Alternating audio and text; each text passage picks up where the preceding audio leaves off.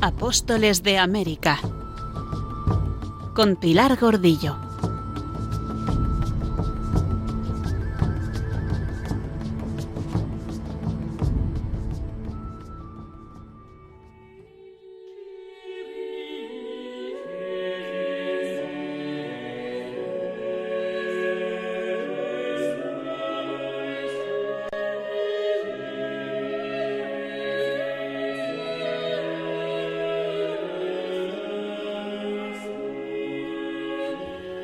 En los primeros años en las Indias, la labor misionera quedó por completo en manos de los religiosos.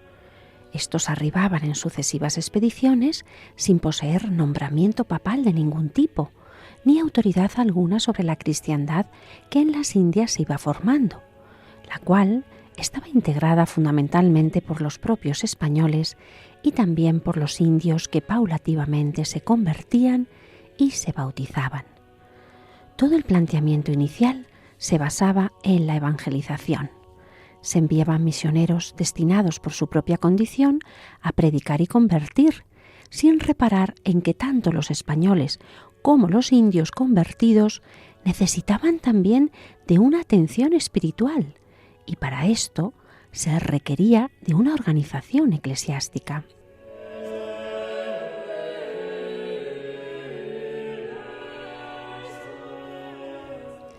Aquellos mismos misioneros religiosos tuvieron que atender también a las necesidades espirituales de los cristianos, además de la conversión de los infieles, lo cual originó de forma automática el nacimiento de una jerarquía eclesiástica, la de los superiores religiosos, que poseyendo sin duda autoridad dentro de su orden y sobre sus frailes, se convirtieron de hecho en las cabezas visibles de la Iglesia en Indias, y así actuaron sin delimitar los territorios, cada uno en la zona en la que se proyectaba la acción misionera de su propio convento.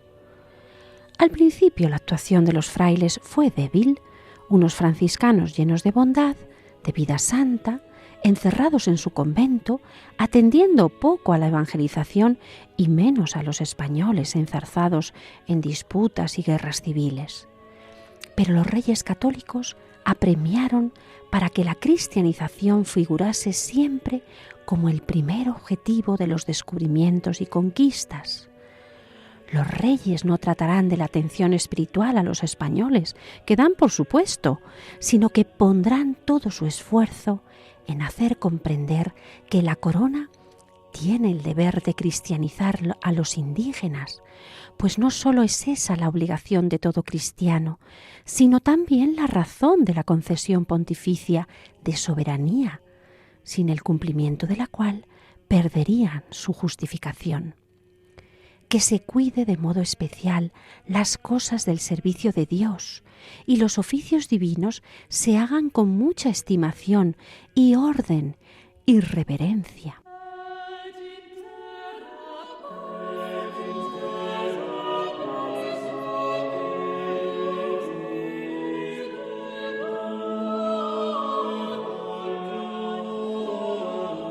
Cuando las noticias que llegan de las Indias por parte de Diego Colón hablan de una situación consolidada en la española y describe en pueblos prósperos conversiones numerosas, entonces la corona se decidirá a prestar atención a la regularización de la vida eclesiástica en la isla. Así iniciaba Alberto de la Era Pérez de la Cuesta su artículo sobre las primeras diócesis americanas, recogido en el 10º Congreso del Instituto Internacional de Historia del Derecho Indiano, celebrado en México por el UNAM, Instituto de Investigaciones Jurídicas, en 1995. Y así, queridos oyentes, iniciamos nuestro programa 45 de Apóstoles de América. Reciban un cariñoso saludo de Pilar Gordillo, quien les habla y les agradece un día más su escucha, su interés por conocer la situación religiosa de las Indias en este primer territorio de la isla de Santo Domingo, una tierra que está siendo organizada eclesiásticamente y que para ello se va a delimitar en diferentes diócesis para poder ejercer mejor su labor pastoral.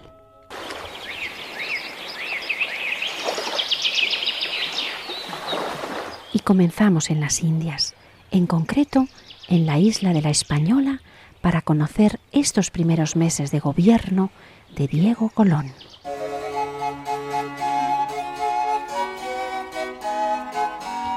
Por el poder expedido en Sevilla el 10 de febrero de 1509, debía ser reconocido como gobernador por los consejos, justicias, regidores, caballeros, escuderos, oficiales y hombres buenos de todas las Indias, islas y tierras firmes del mar Océano, y todos ellos debían ayudarle en el ejercicio de su cargo. Se le había dado facultad para quitar y poner los alcaldes, los alguaciles y demás oficiales, y para oír, librar y determinar por sí o por quien nombrase los pleitos o causas civiles o criminales, facultades todas ellas concedidas a su padre en las capitulaciones de Santa Fe, pero incompatibles con las libertades y franquicias que, como se ha visto, concedió el rey a las ciudades y villas de la isla de la Española, por lo cual aquellas facultades a Diego Colón le duraron muy poco tiempo y los nuevos estados no llegaron en realidad a tener la organización feudal que hubiera sido consecuencia del cumplimiento de lo pactado con Colón, sino que dependieron directamente de la corona, como las demás provincias de estos reinos, y recibieron una organización similar a estas.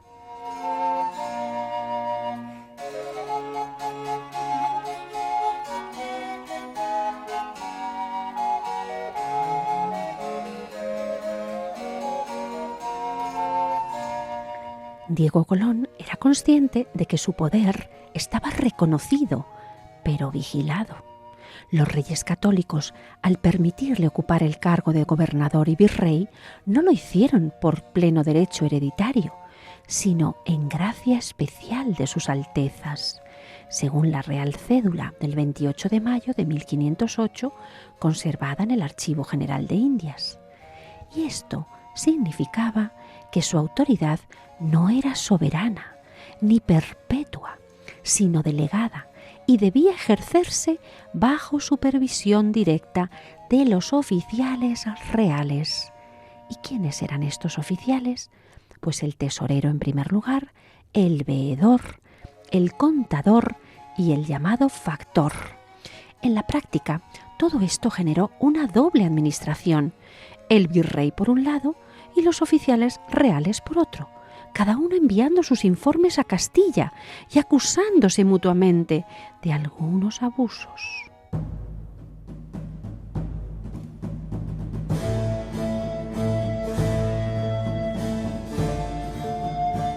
En estos primeros meses del nuevo gobernador Colón en la isla se van a producir los primeros cambios en los cargos políticos y de gobierno y también en los alcaldes y jueces, de tal forma que el juez Maldonado, que fuera alcalde mayor de la ciudad de Santo Domingo y uno de los mejores jueces de las Indias, también fue removido de su cargo. Las palabras elogiosas que le dedica el cronista Oviedo merecen mucho la pena. El comendador mayor siguió su camino, y con él el licenciado Maldonado, su alcalde mayor, el cual, según la pública voz y fama de su persona y obras, fue uno de los mejores jueces que han pasado a las Indias, y así como era hijodalgo y virtuoso, así administró su oficio rectamente, siendo amado, temido y acatado.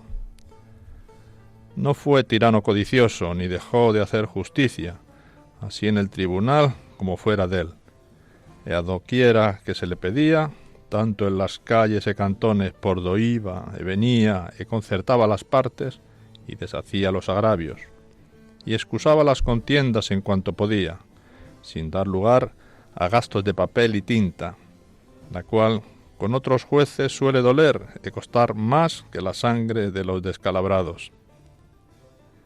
No hubo juez de más cristiandad, limpieza y justicia. Fue tenido por muy recto y temeroso de Dios. Así que, ido de acá en España, no fue mal acogido del rey. Después que le hubo bien oído, ése le informó de él. Se dijo que había pesado al rey por le haber removido del cargo, porque acá le echaron luego de menos, y le lloraban muchos. Si no se muriera desde a poco tiempo después de que acá fue, se creía que el rey le tornara a enviar a esa tierra por la necesidad que hubo de su persona, con mayores poderes, por las cosas que después sucedieron. Así que el licenciado Maldonado, alcalde mayor de la isla española durante el gobierno de Nicolás de Obando, será recordado por las crónicas como uno de los jueces más íntegros de toda esta administración castellana en las Indias. Tras su regreso a la península, no vuelve a aparecer en la documentación conservada, por lo que se desconoce su trayectoria posterior y también la fecha y el lugar de su muerte.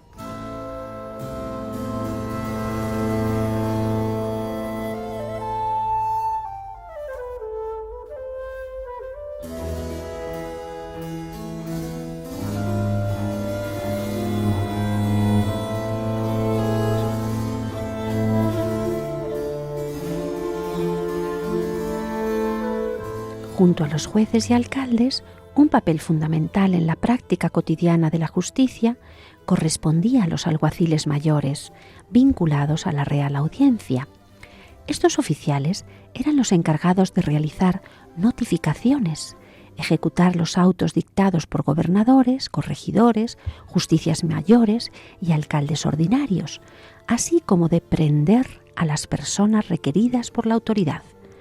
Entre sus atribuciones figuraba también la persecución de los juegos prohibidos y de los pecados públicos, en un contexto donde el control moral formaba parte inseparable del orden jurídico.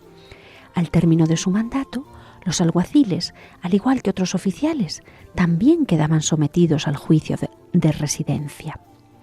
Por su parte, los visitadores constituían otro instrumento esencial del control. Estos inspectores eran enviados para investigar asuntos concretos, especialmente la buena marcha de la administración, y solían actuar acompañados por alguaciles, quienes garantizaban la ejecución de las diligencias ordenadas. Su labor reforzaba el principio de fiscalización continua del poder que la monarquía intentó imponer en todo este nuevo espacio de las Indias.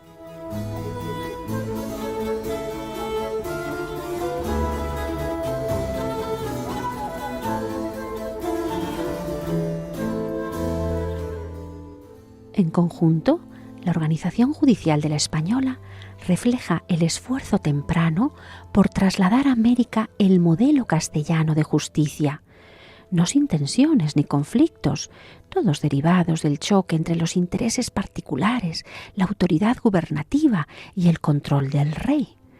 La actuación de jueces como Marcos de Aguilar, los pleitos entre colonos y gobernadores y el papel activo de alguaciles y visitadores ponen de relieve el carácter dinámico, conflictivo y progresivamente institucionalizado de la justicia en estos primeros años de la presencia española en el Caribe. Ahora en Santo Domingo ejercerá la justicia el propio Diego Colón y sus oficiales, tenientes de gobernador, los alcaldes ordinarios del Cabildo de Santo Domingo y el Cabildo local. Una pequeña corte que no podrá en ningún momento impedir que la verdadera corte en España conozca cada uno de los asuntos y movimientos que se produzcan en las Indias y, además, decida sobre ellos.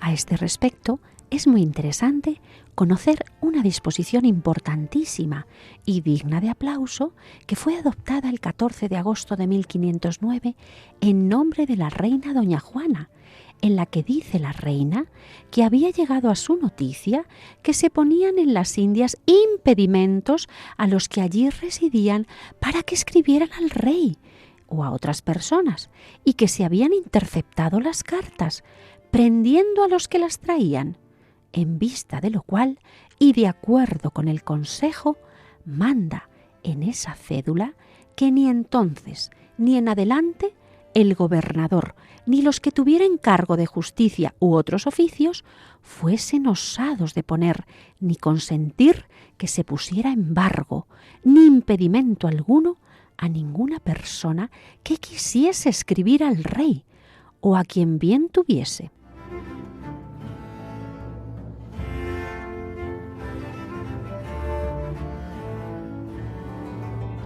Esta disposición se mandó pregonar en todos los lugares de las Indias y con ella se reconoció una libertad tan útil para los particulares como para la buena gobernación de aquellas tierras.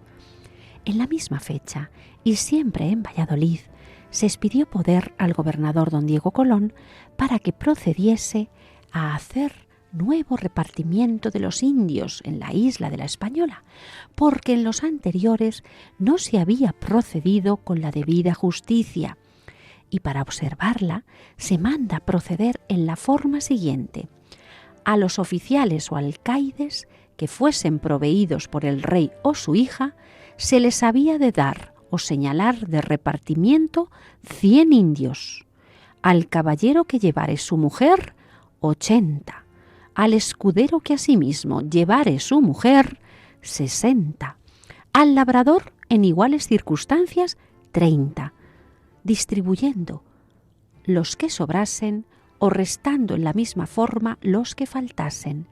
Encomiéndanse siempre que los que reciban los indios los instruyan en la fe, que paguen por cada uno un peso de oro a la cámara por año, y que no les puedan ser quitados sino por delitos que merezcan perder los bienes.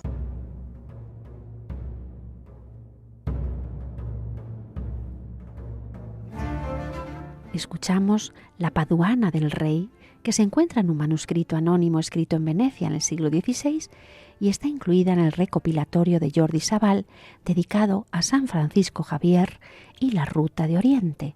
Y conocemos otro documento de este mes y año, expedido también desde Valladolid, que modifica lo dispuesto respecto a las fundiciones de oro, que no podrán hacerse sino en días y épocas señaladas, con grave perjuicio de muchos que no podían disponer para sus necesidades del oro que tenían en su poder. Para remediar esto, se manda que se consienta a todas o a cualesquier personas que llevasen oro entre fundición y fundición, que lo puedan labrar en la casa de Santo Domingo, delante de sus oficiales y escribanos, en la forma y manera que lo hacían en las otras fundiciones, y pagando los derechos acostumbrados. El rey va a mandar que el gobernador y los oficiales reales determinen las reglas que se han de seguir en el trabajo de las minas. Se manda que se hagan las fundiciones cada 4 meses, porque se observa que se activa el trabajo de las minas cuando se acerca el periodo de las fundiciones y que se descuida después, obteniéndose mucho menos producto del que debiera, y con este motivo se recomienda que se procure marcar todo el oro que circule por las Indias.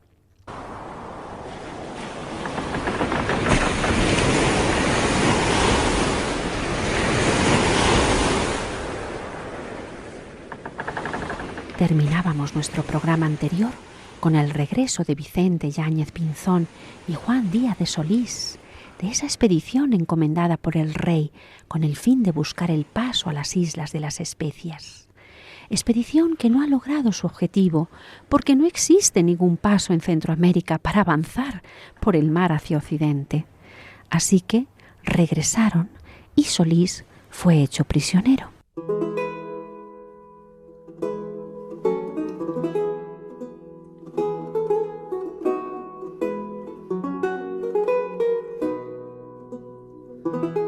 La primera noticia que tenemos de este regreso nos la da la carta enviada por los responsables de la Casa de la Contratación al Rey, fechada el 29 de agosto de 1509, en la que, entre otras cosas, informaban a su Alteza del regreso de Vicente Yáñez Pinzón con sus maltrechas 2 naves, la Isabelita y la Magdalena, Carabela y Nao respectivamente, y describen abiertamente el resultado de la expedición como un fracaso, pues, palabras textuales, en el viaje de la especiería no habían encontrado el paso para llegar por Occidente al Maluco.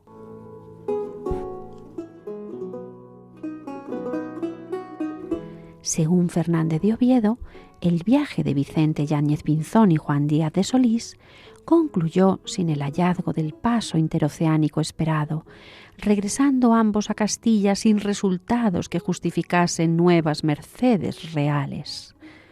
Las Casas, por su parte, subraya los grandes trabajos y peligros del viaje, así como la falta de reconocimiento posterior por parte de la corona, presentando el regreso como el inicio del definitivo eclipse de Pinzón. Además, el viaje de vuelta no había sido cordial. Pinzón y Solís habían discutido por el botín, al parecer, por el porcentaje que le correspondía al rey.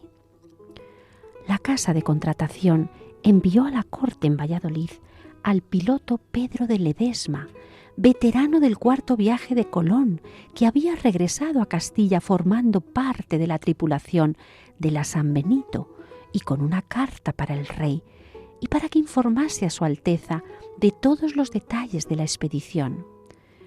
El rey don Fernando entonces ordenó a la Casa de la Contratación, en esa carta de Valladolid fechada el 15 de septiembre, que se despida a la tripulación de la San Benito para que no hagan más gasto del ya hecho sin provecho, que se requise todo lo que Vicente Yáñez Pinzón y Juan Díaz de Solís hayan traído, que se les abra juicio para conocer el culpable de que no se haya cumplido el asiento que con ellos habíamos tomado, que se requiera información tanto del veedor de la Armada como de otras personas que pudiesen aportarla, y sabida la verdad, se me informe, para castigar y proveer como a mi servicio cumpla. Acostumbrado a recibir parte de la riqueza de los barcos que venían de las Indias, el rey no daba crédito a tamaña ruina. Hacía pocos días, por ejemplo, que había escrito a los oficiales de la Casa de Contratación de Sevilla acusando el recibo de 8.000 pesos que habían venido de la nao vizcaína. También va a premiar a los armeros de Marquina y Vizcaya para que hagan las armas que les había encargado para las Indias. Y por último, mandará a dichos oficiales que ejecuten las penas que hayan sido impuestas por el gobernador de las Indias en la persona y bienes de los capitanes de las naos recién llegadas, por las faltas que en sus viajes hubieran cometido. El año 1509 ha marcado un hito importante en el desarrollo de la implantación española en América, porque no todos los asuntos y decisiones sobre las Indias van a depender de la Casa de Contratación. En Castilla, dentro del Consejo Real, ha empezado a configurarse una sección nueva dedicada a las Indias, con misiones específicas que no tendrá sanción legal efectiva hasta el reinado de Carlos I, pero que desde ahora centraliza el asesoramiento superior en los temas indianos, dejando en un segundo plano de subordinación a la sevillana Casa de Contratación. Así, Su Alteza seguirá legislando para que cada vez funcione mejor esta institución encargada de todos los asuntos de las Indias y también para que no falte ningún suministro a las tierras de ultramar.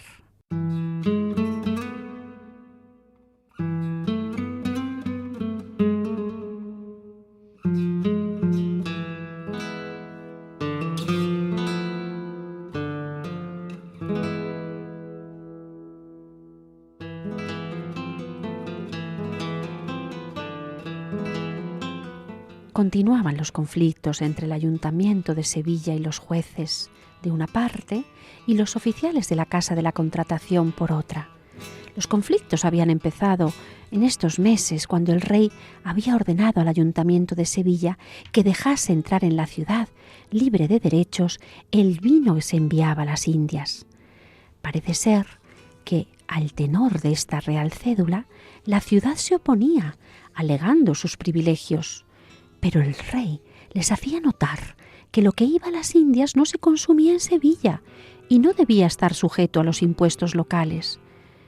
El vino era muy necesario para la celebración de la misa en las Indias, y para evitar fraudes se disponía que para la introducción del vino se diesen cédulas por los oficiales de la Casa de la Contratación, en las que se expresaría la cantidad, y si alguna parte de ella se consumía en la ciudad, en Sevilla, o en sus arrabales, se pagaría por ella el derecho, con las penas establecidas. Hasta tal punto quiere el rey evitar conflictos con las autoridades de Sevilla, que manda se publique y pregone una segunda instrucción para el régimen de la Casa de Contratación.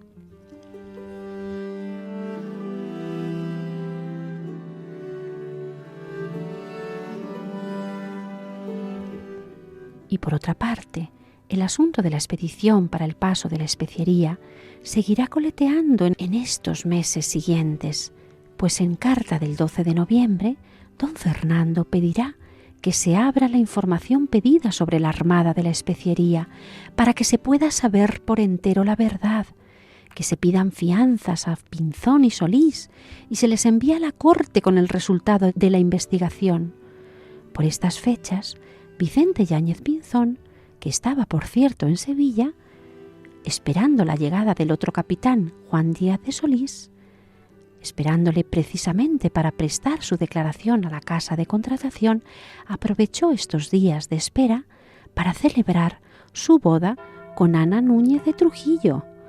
Con esta dama se estaba casando en segundas nupcias. Así que los oficiales de la Casa de Contratación habían escrito al rey dándole cuenta de la llegada de Juan Díaz de Solís y de su entrada en prisión.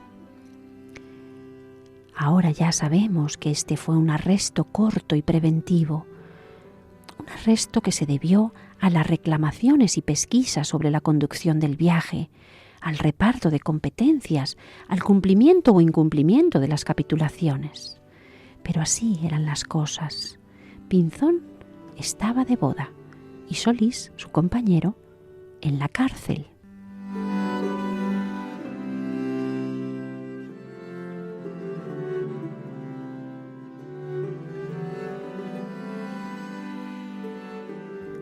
Los oficiales de la Contratación van a enviar al rey las actas del veedor de la Armada, que por cierto había muerto en la Española y por tanto no podía comparecer, pero al menos había dejado una información importante que podía ayudar a dilucidar la culpabilidad o inocencia de los capitanes. Contestaba don Fernando, aprobando lo realizado y confirmando el envío de Solís a la cárcel de la corte. Se va a aprobar la prisión de Solís y se mandará que se envíe a la corte con su proceso, de donde se deduce que ya en este tiempo los oficiales de la Casa de Contratación ejercían funciones judiciales en estos asuntos relativos a las Indias. Y como de las cosas de que Solís era culpado no podían ser responsables los marineros que fueron en su viaje, el rey va a ordenar que se les pague todo lo que se les debe. Ordeno el pago de los sueldos atrasados a las tripulaciones que fueron en el viaje de Vicente Yáñez y Juan Díaz de Solís, pues la gente no tiene culpa de lo que ellos habían de hacer. También pedía muestras de los guanines que habían traído, esas piezas de oro de baja ley elaboradas por los indios y que mandará fundir. Y termina el año 1509, en cuanto a la documentación real que hemos venido repasando, esa documentación relativa a las Indias y que hemos visto cada vez mejor organizadas. Y por último encontramos una carta del 19 de diciembre en la que los oficiales de la contratación dan cuenta del pago de los atrasos a las tripulaciones de las carabelas San Benito y Magdalena, incluso a las familias de los tripulantes fallecidos, y a Vicente Yáñez Pinzón, probablemente porque se le encontró libre de cargos. También informaban a Su Alteza en esta carta de la renovación de la carabela San Benito, que ya estaba fuera de la carena. El rey contestó con real cédula, aprobando lo realizado y ordenando el envío de esta carabela San Benito a la Española, para que sirviese con las otras naves allí destacadas. El alguacil de la casa de contratación, que le había traído la carta a Valladolid, le traía también las muestras de guanines solicitadas, las pequeñas piececillas de oro, y además este alguacil conducía al preso Juan Díaz de Solís para trasladarle a la cárcel de esta ciudad.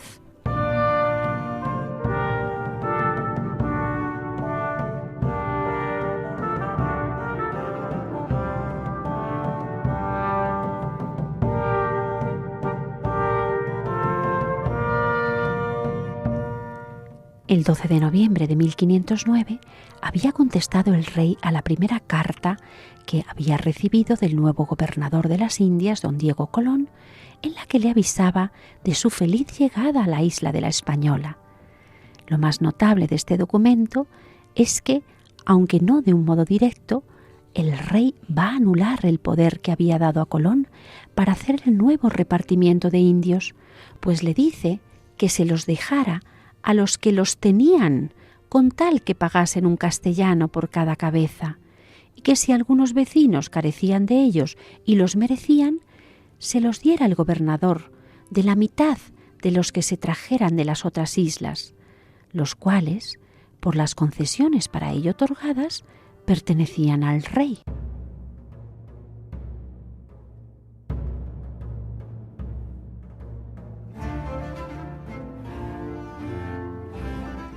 Dos días después de esta, dirigió el rey una nueva real cédula a Diego Colón, contestando a nuevas cartas que había mandado desde la Española el 19 de agosto.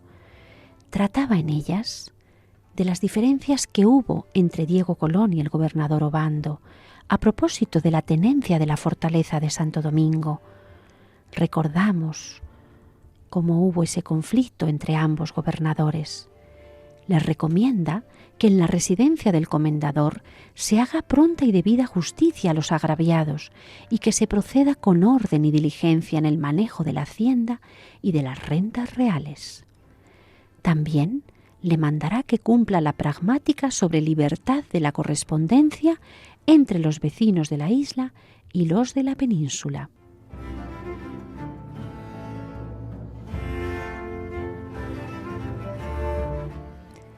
También en este documento, el rey dispone que se haga diferencia a la hora de repartir los solares de la ciudad de Santo Domingo según la calidad de las personas.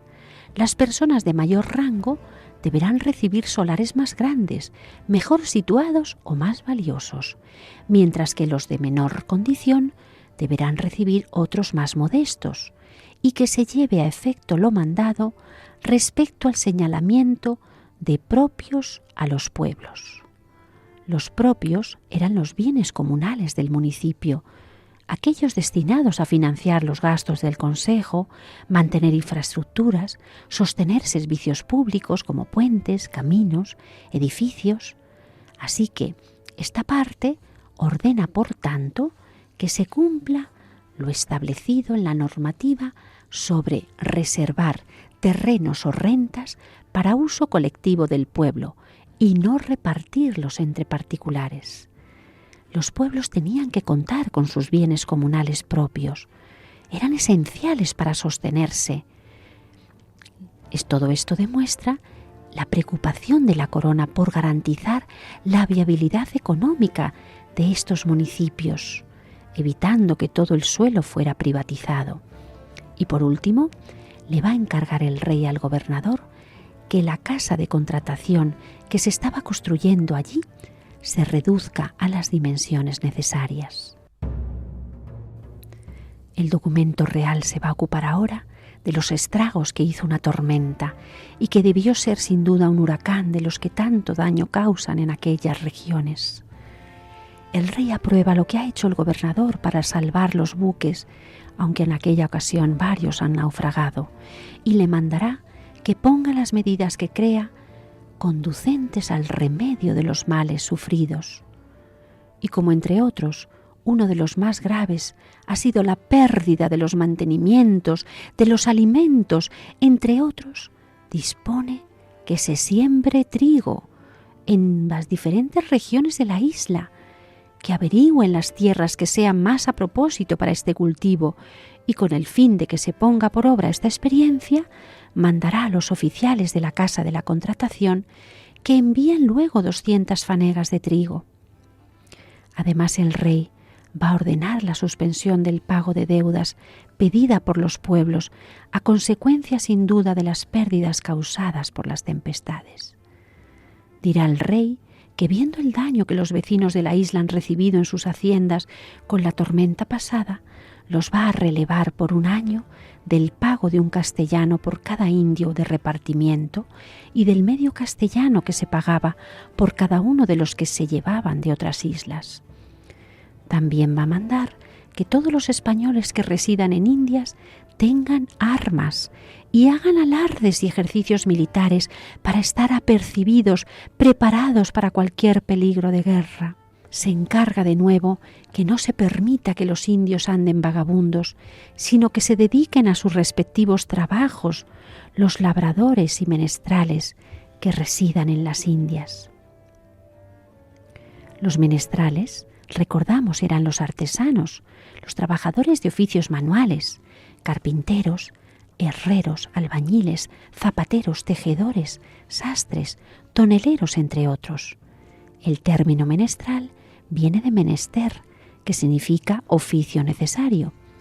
Trabajaban con sus manos, con herramientas para el mercado local, y muchos estaban localizados y organizados en oficios o gremios, fundamentales para la vida urbana, para la construcción de las nuevas ciudades indianas y para su crecimiento, claro.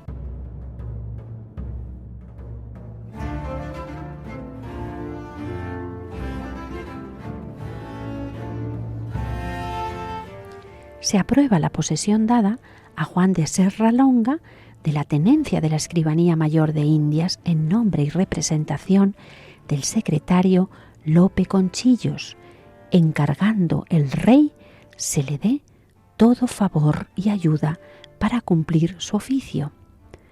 También manda que se entregue a Miguel de Pasamonte la fortaleza de la Buenaventura y los indios que tenía el alcaide de ella. Con este motivo hará grandes elogios de Pasamonte y dirá que fue a las Indias a ruego suyo, por lo que desea que se aconseje con él y le favorezca.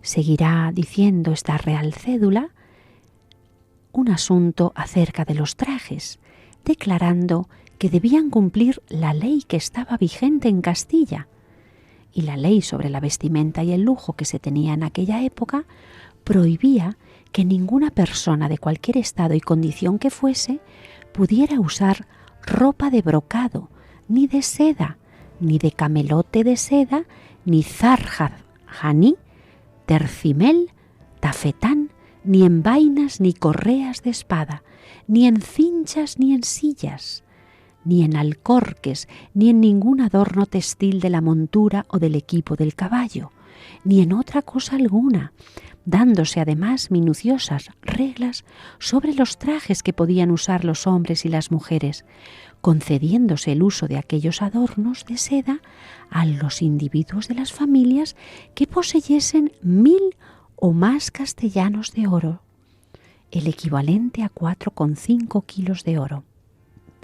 Excusado es decir que esta, como todas las leyes suntuarias, será muy mal obedecida, y aunque se repetirán sus preceptos, el lujo seguirá desarrollando cada vez más y más en grandes proporciones, y como veremos, después especialmente tras el descubrimiento de las grandes riquezas del Perú y de México.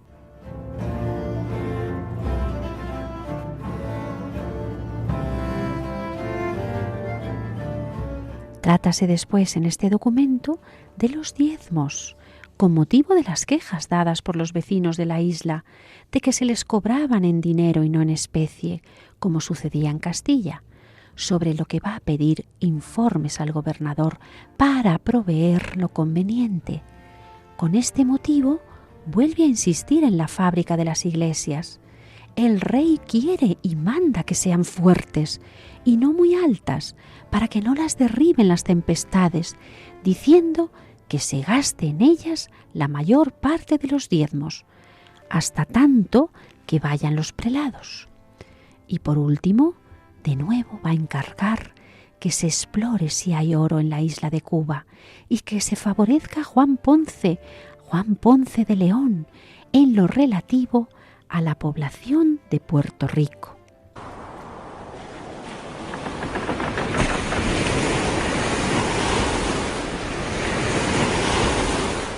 Y mientras el rey se preocupa de todos estos asuntos de las Indias, y entre otros de que las islas de alrededor sean conocidas y exploradas, la expedición de Ojeda y la de Nicuesa, pactadas el año anterior en Burgos para fundar asentamientos en la tierra firme en Urabá y Veragua, por fin, en este mes de noviembre de 1509, se han puesto en marcha.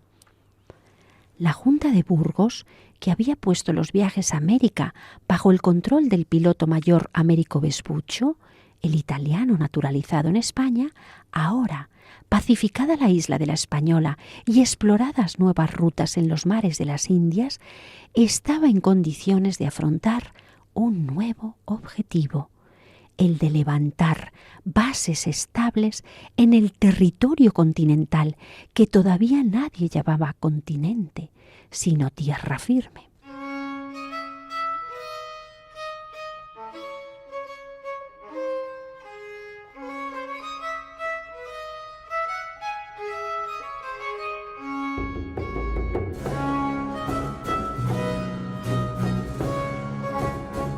Alonso de Ojeda es de sobra conocido por nuestros oyentes, por sus hazañas en las Indias que hemos venido siguiendo en estos años.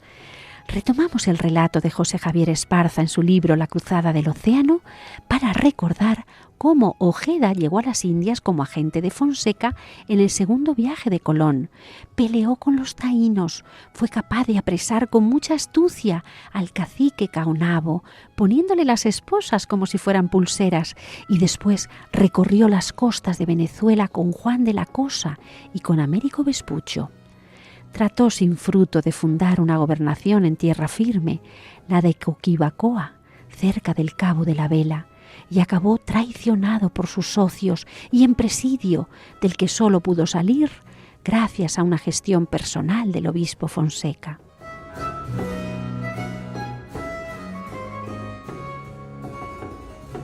Ahora libre, esperaba en la Española una nueva misión. Por eso, cuando Juan de la Cosa conoció las intenciones de Fernando el Católico, no dudó sobre quién debía capitanear la nueva aventura.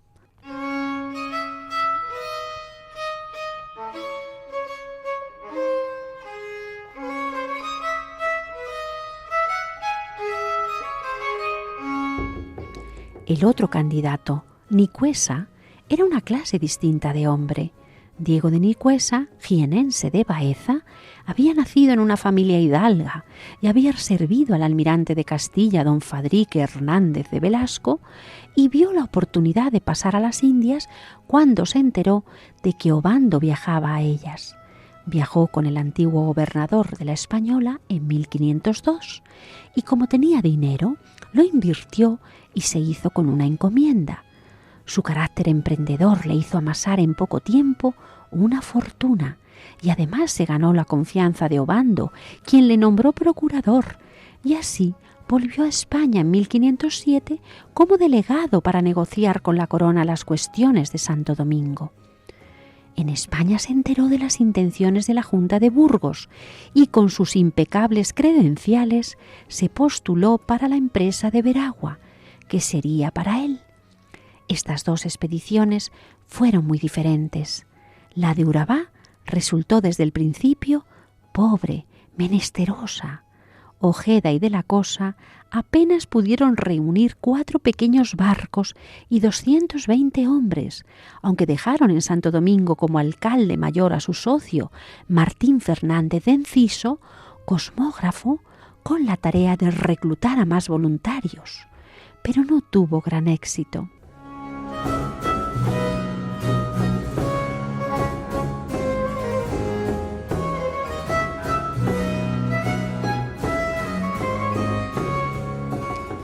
La bandera de Nicuesa, por el contrario, convocó a multitud de hombres por la promesa del oro que se presumía en Veragua y también porque siendo Nicuesa rico resultaba mejor partido que Ojeda. La expedición de Nicuesa a Veragua va a partir de Santo Domingo casi con 1 millar de hombres, docenas de caballos, 7 naves de buen aparejo y víveres sin fin, frente a la modestia de Ojeda, quien debió sentirse francamente irritado.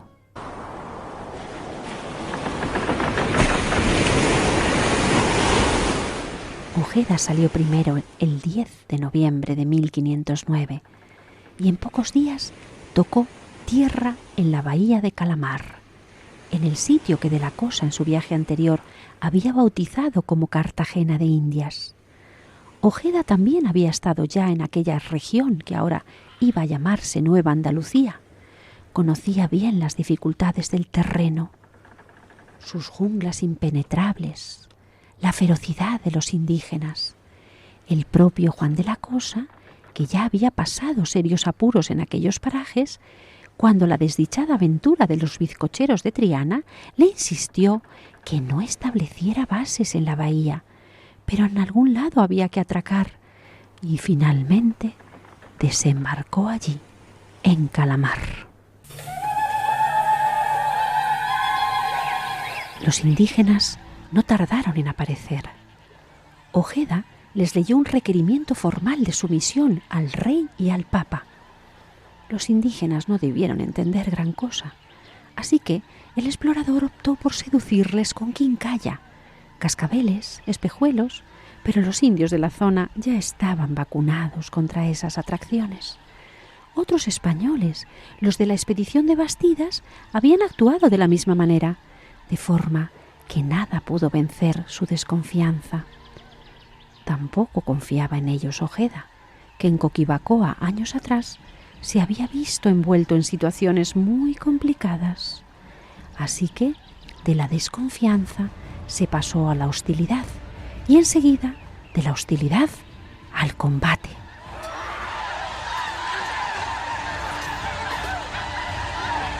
Hubo lucha. Los españoles vencieron a los indios de la costa y, espoleados por la victoria, se internaron unos cientos de metros. Llegaron a la aldea de los indios llamada Turbaco. Allí no quedaba nadie. Los que no habían sido derrotados en la playa habían huido al interior de la jungla. Las gentes de Ojeda, ávidas de botín, saquearon todo lo que pudieron.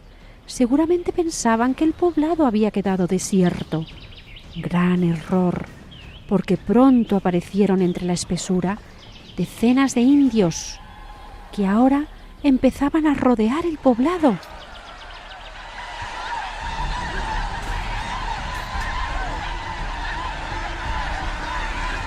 Los atacantes se convertían en atacados.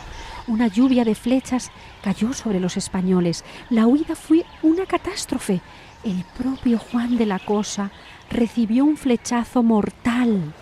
Allí, en aquella aventura absurda de Turbaco, moría el primer gran cartógrafo de las Indias y con él muchas decenas de españoles obcecados por un inexistente botín. Ojeda llegó a la playa con mucha dificultad. Dejaba tras de sí a la mayor parte de sus hombres muertos a manos de los indios.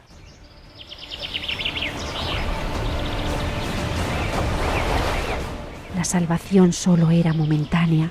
Los nativos no tardarían en darle alcance. Podemos imaginar la desesperación de nuestro explorador, pues que estaría rezando a todos los santos, porque solo un milagro podría salvarle. Y el milagro ocurrió. Barcos españoles aparecieron en el horizonte. ¿Quién venía milagrosamente y abría una esperanza para su vida y la de sus supervivientes? Pues lo sabremos en nuestro próximo programa, queridos oyentes, porque ahora debemos irnos, no sin antes recordarles que pueden volver a escuchar este programa en el podcast de Radio María, en la página web www.radiomaria.es, y que también pueden escribirnos al correo apostolesdeamerica@radiomaria.es. Dejamos a Ojeda mirando al cielo, suplicando por su vida y la de sus hombres, llorando la muerte del gran Juan de la Cosa, lamentándose por su fallida incursión y ataque. Lágrimas, angustia ante una muerte inminente y esperanza in extremis ante una posible salvación para estos marineros, para estos pioneros que arriesgaron sus vidas en estas tierras, estos primeros, al igual que los primeros apóstoles de América. Apóstoles de América, con Pilar Gordillo.